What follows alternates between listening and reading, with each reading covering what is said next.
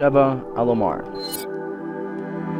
Listed within this file is a general background information overview of BSA agent Sheva Alomar, pieced together from various sources. The information listed here is neither complete nor should it be used as psychological analysis of the subject. Sheva Alomar was born in an impoverished family situation in a small factory town situated in Africa. This particular town was being home to Umbrella Plant 57. As with most factory towns, the plant was the lifeblood of the town, bringing in much-needed revenue and steady employment for its population. Almost 80% of the town's adult population was employed at the factory in some facility, including Sheva's parents. While the pay was low for most nation standards, it provided a steady income for the townspeople and a happy childhood for Sheva. His happiness was short-lived, however. At only 8 years old, Sheva's peaceful life was brought to an abrupt end by the sound of sirens erupting from the factory. The sirens pierced the air and an ominous plume of black smoke poured out of the factory. Even as a child, Sheva knew something was terribly wrong. Dread in her heart, she ran towards the factory. Arriving at the factory, she soon discovered the entrance blocked. In place of the kind old man who used to stand guard at the entrance, strange adults in protective suits were everywhere, faces hidden by masks. Sheva could not understand what was happening.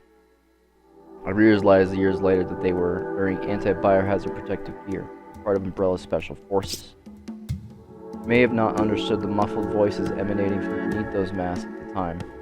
The assault rifles they leveled at her more than made their intentions understood. The country was not a very stable place to begin with, and near her town resided members of a large anti-government guerrilla army. Although only child Sheva knew all too well the violence that often accompanied with those guns. The adults in the village that remained were promptly executed by these gunmen. Sheva was spared the same fate thanks to the diligence from a neighbor who was able to get her back to her parents' home unnoticed. Thus began the longest night of Sheva's life. Crippled by fear, she could only wait and pray for her parents' return. The night passed and a new day dawned, but still they did not return. As night and another day fell, she sensed a presence outside her home. Unable to contain her relief and joy, she ran to the door to greet her parents. As she swung the door open, crying loudly with joy, she was soon met with disappointment and confusion. For at the door were not her parents rushing to embrace her, but her uncle, with a look of shock and horror painted upon his face. His words crushed any hope she had left. Your parents are dead. There was an accident at the factory. Taking anything of value left in the house, her uncle then took Sheva to live with his family, taking her away from the only home she had ever known. Her life with her uncle would be brief. Not only would her uncle's family extremely poor, but he also had 7 children of his own to care for. Even though Sheva was a blood relative, he probably never would have come for her if he hadn't thought it would receive financial compensation from the factory. The compensation never came. Umbrella never gave out any payments, and soon her aunt and uncle were unable to feed her. Life was hell for Sheva. Not only was she on the verge of starvation, she yearned to be with her parents again. In her grief, she became fixated on the notion that they were still alive. As the days passed, this belief grew strong to the point where she could think of nothing else. She knew she had to find them. But one night, as the moon bathed the savannah in silver, Sheva ran away from her uncle's house and headed back to her hometown and her life that was stolen from her. The thought of her parents drove her on. The expansive savannah is a harsh environment for one so young and small. During her second night, she began to feel the effects of malnutrition. Unable to find food, Sheva soon collapsed. Night in the savannah is not a quaint affair. Sounds of animals plodding along, geese howling at the moon, insects chirping and buzzing about, and the dry wind soughing through the grass. Sheva considered them all with wonder. She had grown up in a town where it was unaccustomed to her new surroundings. Through the cacophony of strange noises, Sheva picked up a sound that was quite familiar to her. She heard the low rumbling of an engine and the sound of tires cracking over the dirt. A truck pulled up next to Sheva, and a stranger got out of the passenger side and spoke to her. If she replied to him or not, she couldn't recall. The man picked her up and placed her in the bed of the truck. The man that found Sheva was an anti-government guerrilla fighter. He provided her with food, shelter, and a place to call home. Fortunately for Sheva, this good turn was accompanied by some bad news. She was told that the incident at the umbrella factory was not an accident. The factory manufactured weapons, and Umbrella was carrying out the final test on one of its newest weapons at the dilapidated factory. Regular employees who worked there were unaware of what Umbrella was actually creating, and they paid for it with their lives, including Sheva's mother and father. After concluding the test, Umbrella took measures to conceal the entire affair with the assistance of the government's army that destroyed the factory along with the entire town, effectively wiping the town Sheva had called home off the map. At this news, Sheva was filled with rage. She hated Umbrella and blamed them for her parents' deaths. She hated the government for just rolling over at Umbrella's behest. It was at this moment she decided to join the guerrillas with their fight against the government. Sheva started out by doing laundry, cooking meals, and taking care of other chores. After only a few years with the guerrillas, she was given her first gun. She doesn't like to talk about her time with the guerrillas. Perhaps the memories are too painful, or maybe she's too ashamed of what she did there. One of her main duties with the guerrillas was to go into town and purchase supplies for the group. For 7 long years, Sheva stayed with the guerrillas. By this time, she was a teenager and had spent most of her known life with the guerrillas, perhaps due to her age. When she was in town, the townspeople never suspected her of being a guerrilla fighter. It could be for that very reason that she was the one they sent. It was on one of these occasions when she was in town that a man approached her. He looked like a local but spoke with a strange foreign accent. Handing her a piece of paper and speaking in a hurried voice, he stated, "Read this. If you believe what it says, come to the church in the back alley in 2 hours." After speaking these words, he disappeared into the crowd as quickly as he had appeared. Sheva turned the paper over in her hand, and her eyes were drawn to one word: Umbrella. It was the same pharmaceutical company whose selfish aims took her parents from her. If that incident had never happened, perhaps her life would have been different. The message on the paper said that guerrillas were planning on using bioweapons to conduct a large-scale terrorist attack that would overthrow the government. Umbrella was going to make a deal with the guerrillas to provide them with the bioweapons. The man wanted Sheva's help in stopping the deal from going through. At first, Sheva thought it was a government trap, but deep down she knew the note spoke the truth. When asked how she knew, he had this to say: "My country was strongly influenced by France, and many government officials spoke at French patois.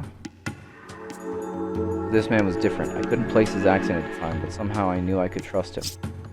Sheva followed her instinct. She went to the church and met 2 men there. One of them had given her the note earlier.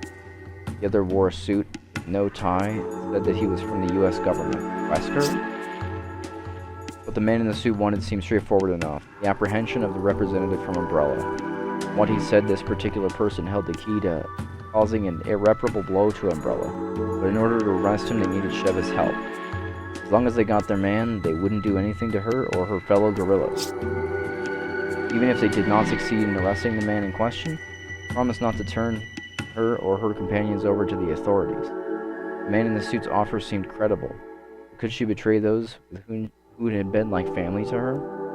The man seemed to understand Sheva's apprehension, so he asked her one simple question: "Do you want to see Umbrella punished for what they've done?" Sheva quickly nodded her head. "That's why we selected you. But if you want to help us fight Umbrella, you're going to have to leave your so-called friends." "And then what? What's in it for me?" "Look around. You know these guerrillas you are with aren't doing this for some greater good. They'll do anything to topple the government, including things you know are wrong.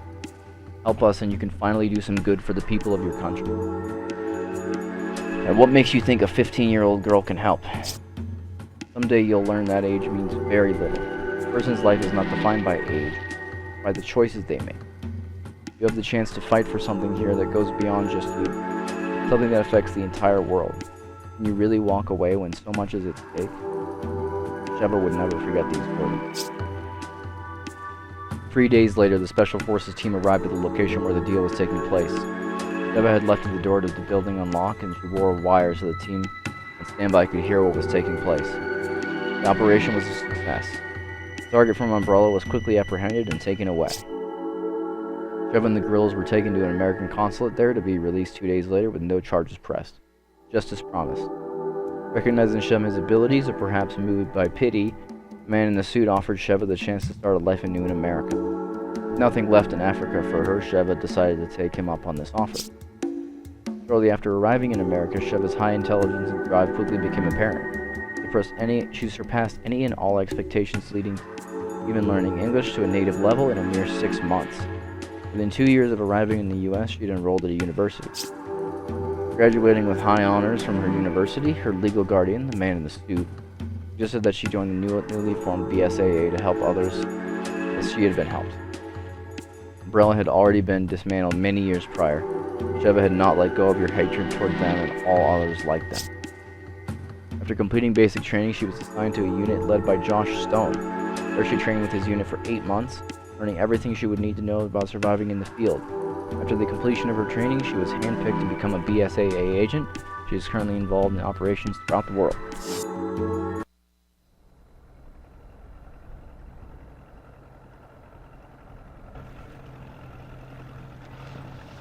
What happened to Irving?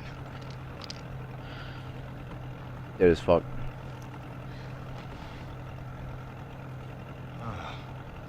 Well, he can't have gone too far. Josh. Thanks.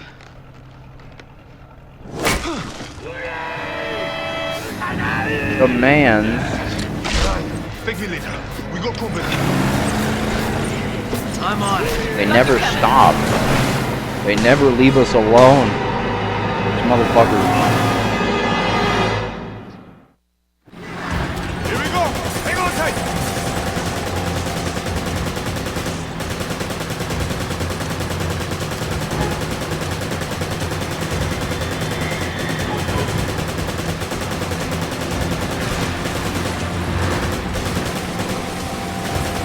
Ah, motherfuckers.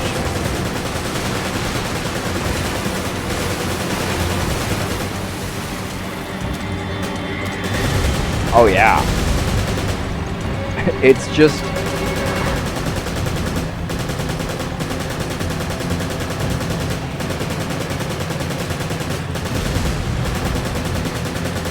all explosions and more explosions.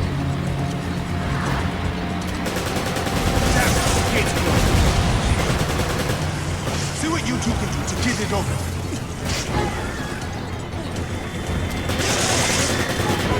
Sure thing, brother.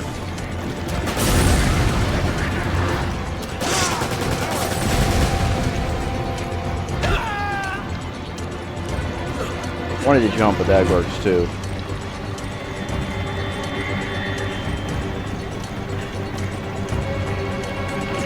Hold the lever, Kronk.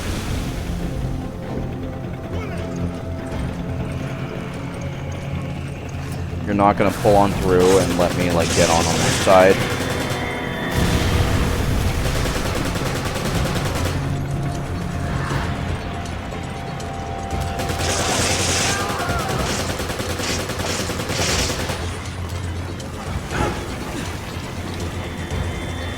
That's what I would have done. Instead of making me go around, I would have made the boat go forward and have like a doorway.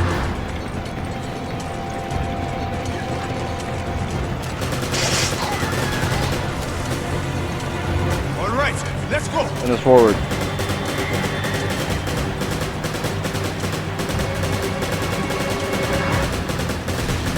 Get down!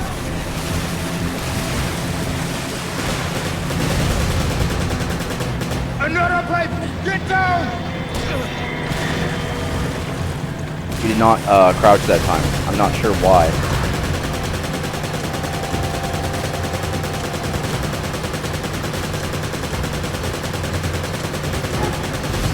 Just randomly shooting.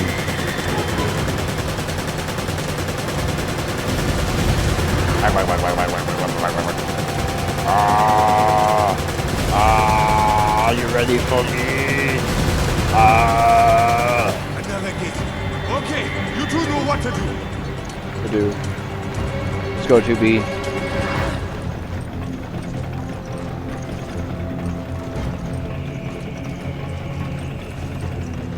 Let me guess, it's locked from the other side. Oh, thank God it's not.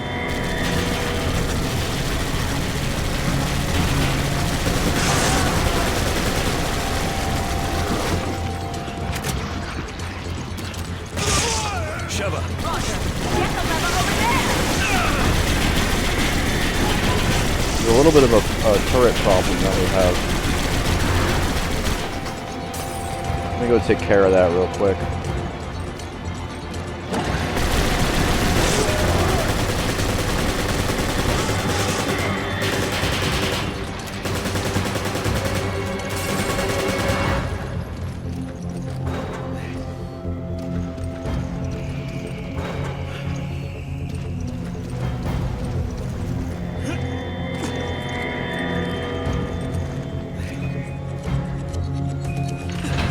There we go.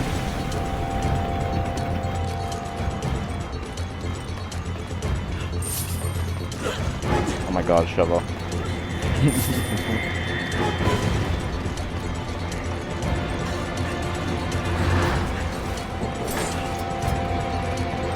I mean, you obviously want him to go to the player, but... Oh. That's fun. I'm just gonna get back on the boat now.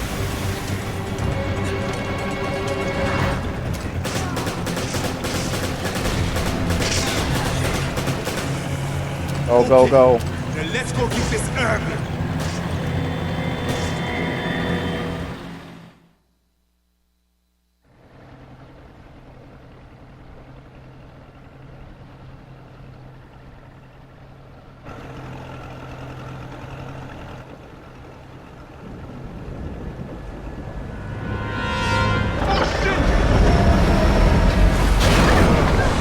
Big scary warboat.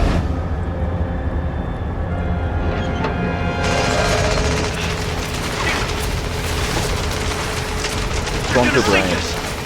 We've got to do something.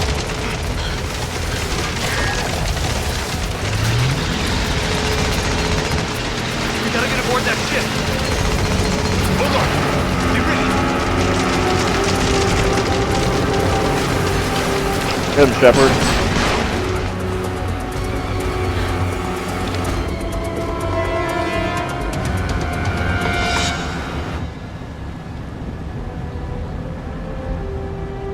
What are you going to do about them?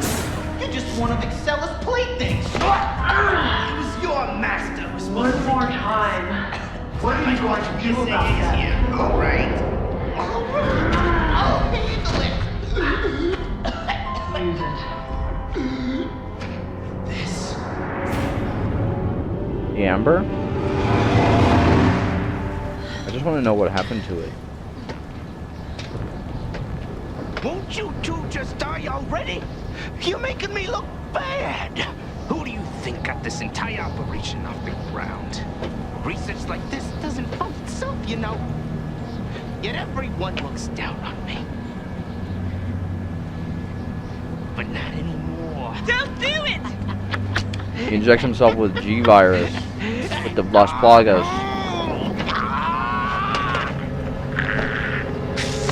Plagas 3.0.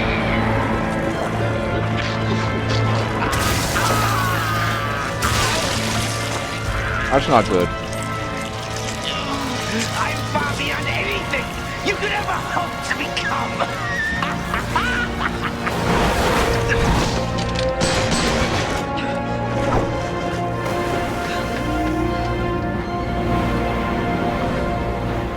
He becomes a horrible underwater monster.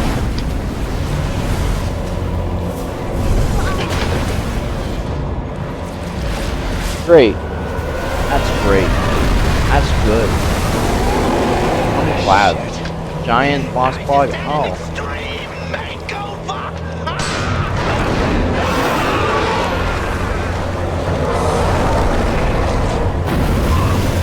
Great. That's great. That's wonderful. Get on the turret. Status report. What the hell is that thing? Just get out of here, Josh. It's too dangerous. We'll try to stop it. Understood. Just try not to get yourselves killed. Can't see it. Are there other turrets? There are other turrets.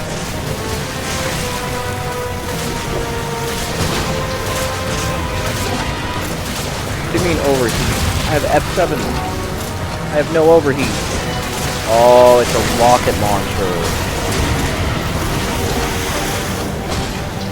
Something Anything that undergoes such a rapid transformation must have a weakness.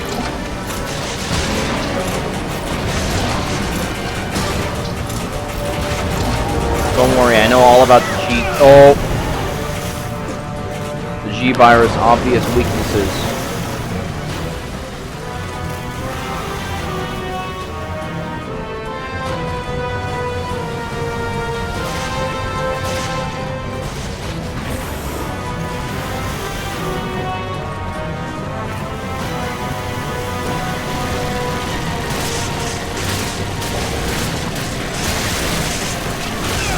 Ow.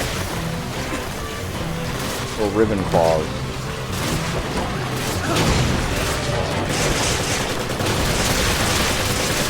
I'm just gonna shoot them. My M8 Avenger.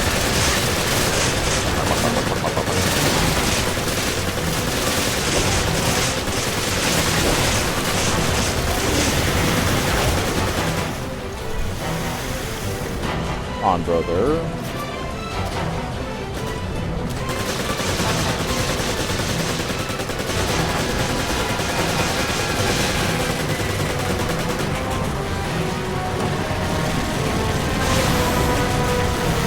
Come on, bitch ass. Run away from me.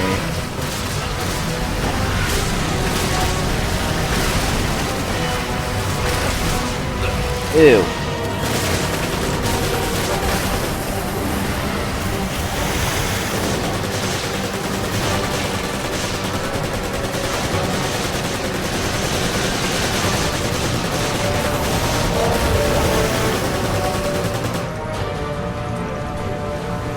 Obliterated.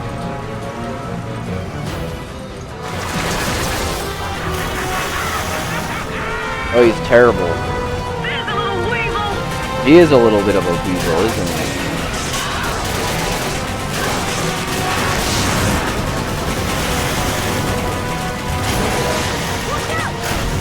Jesus.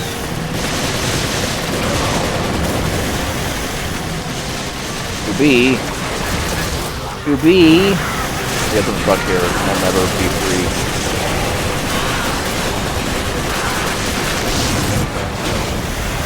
I'll probably become free.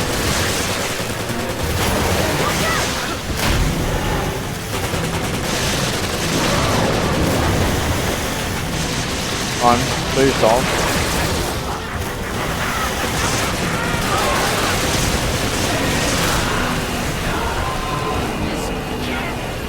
This cannot be.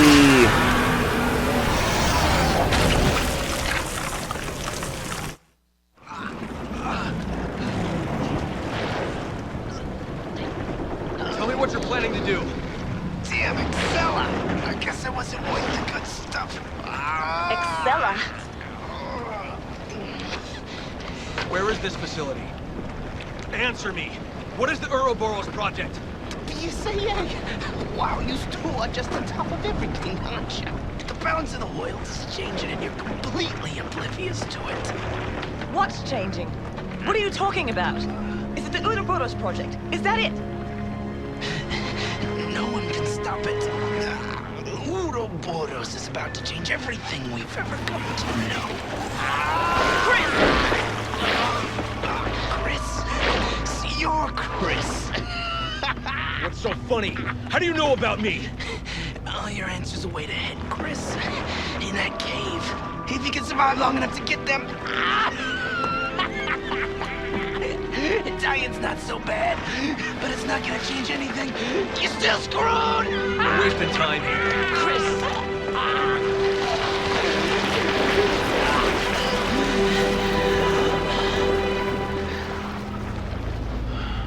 Poor bastard. Now what? We keep going. Keep moving on. No one can stop us. We have to keep going. Okay. Now view Ricardo Irving file in the library. Ricardo Irving. According to the official records, Ricardo Irving is an overseer of the oil refinery known by Tricell Africa Division Research Development Department. Crude and arrogant, he possesses insatiable desire for accumulation of wealth. It is these traits, along with his unique resourcefulness, that have most likely made him Tricell's ideal agent in dealing with selling BOWs to black market individuals. Money gained from these dealings then invested by Tricell Africa back into their bioweapons research and development. This demonstration of those weapons for clients act as operational tests. Given the degree of Irving's involvement, it is believed that he is one of only a handful of people to know the full extent of Tricell's bioweapons business. Irving's activities and their connection to Tricell, however, have been carefully kept under wraps. Adding to the misdirection is the fact that he is officially employed with the Resource Development Division, not the pharmaceutical division that sponsors the BSAA. Tricell is a conglomerate comprised of shipping, natural resources development, and pharmaceuticals.